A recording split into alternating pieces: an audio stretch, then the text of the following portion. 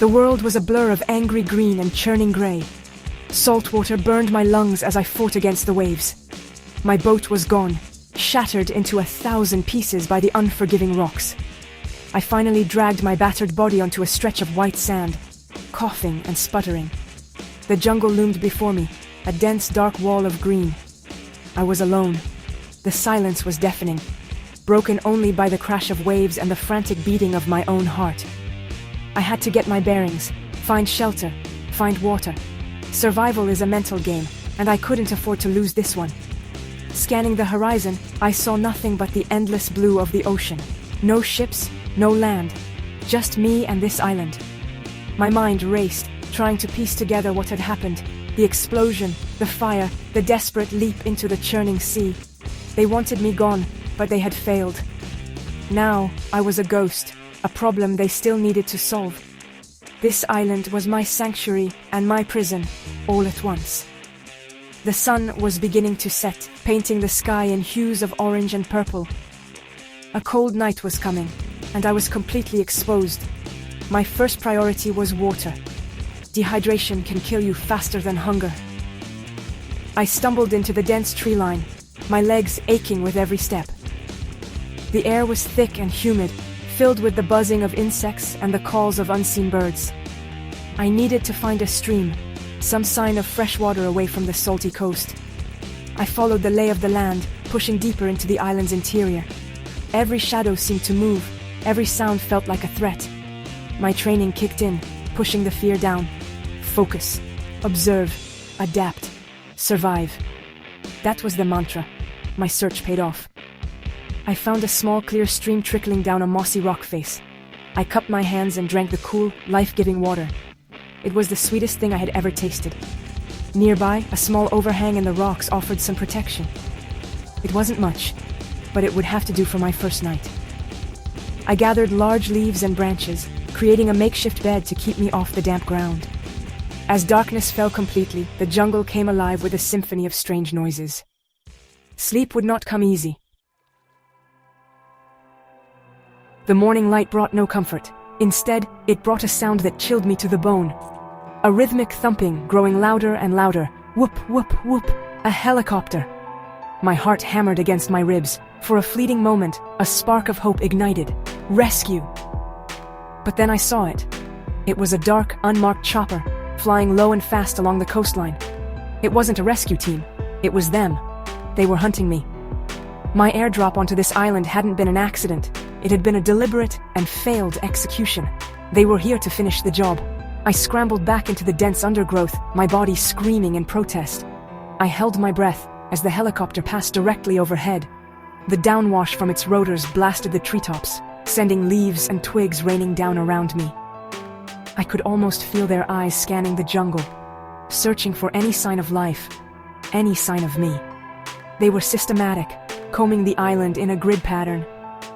This wasn't a casual search. It was a professional manhunt. My brief moment of hope turned to ice-cold dread. I was not a survivor to be saved. I was a target to be eliminated. Panic is the enemy in a situation like this. I had to think, to use the island to my advantage. The jungle was my only ally. I needed to be invisible, to become a part of the landscape. I smeared mud and crushed leaves on my skin and clothes, breaking up my silhouette. I learned to move slowly, silently, like the animals that called this place home. The helicopter returned several times that day, its shadow a constant menacing presence. Each time, I froze, melting into the foliage, praying they wouldn't see the slight movement, the out-of-place shape. Their persistence was terrifying. They knew I was here. They wouldn't give up until they found me or ran out of fuel. I had to create a new shelter, one far from the coast and deep within the island's core, somewhere they would never think to look. This meant a long and dangerous journey through uncharted territory. I had to stay one step ahead of the hunters in the sky. My survival now depended not just on finding food and water, but on outsmarting a determined and ruthless enemy. The game of cat and mouse had begun. Days bled into weeks. I became a creature of the jungle, a ghost that haunted its shadows. I learned the island's rhythms, its secrets. I found a small cave hidden behind a waterfall, its entrance masked by a constant curtain of water. This became my new home, my sanctuary. It was damp and cold, but it was safe. The roar of the waterfall would drown out any noise I made, and it was impossible to spot from the air. Here, I could finally rest, plan, and think without the constant fear of being seen by the searching helicopters. My survival skills were put to the ultimate test. I fashioned a crude spear from a sharpened bamboo stalk and learned to fish in the river that fed the waterfall. I set simple snares and traps for small animals. Foraging became a daily ritual. I identified edible roots, fruits, and insects, carefully avoiding the poisonous ones. Water was plentiful from the waterfall. Hunger was a constant companion, but I was alive. I was getting stronger. The island was providing for me, but it demanded respect and caution in return for its gifts. Every meal was a victory. The helicopters continued their patrols, but they became less frequent. Perhaps their fuel was running low, or maybe they were starting to believe I had perished. To help them along with that idea, I started creating diversions. I would build a large, obvious shelter on the far side of the island, and then abandon it. Once, I took the life jacket from my wrecked boat and placed it on a remote beach, making it look like I had been washed out to sea. I needed them to believe the search was futile. I was playing a dangerous game, intentionally drawing their attention to places where I wasn't. Despite the loneliness, my resolve hardened.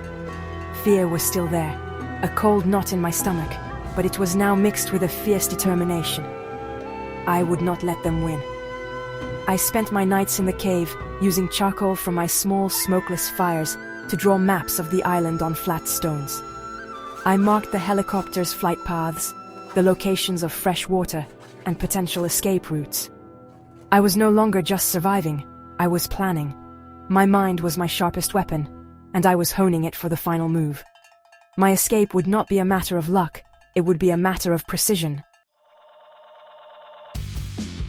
The time had come. The patrols were now rare, sometimes only once a week.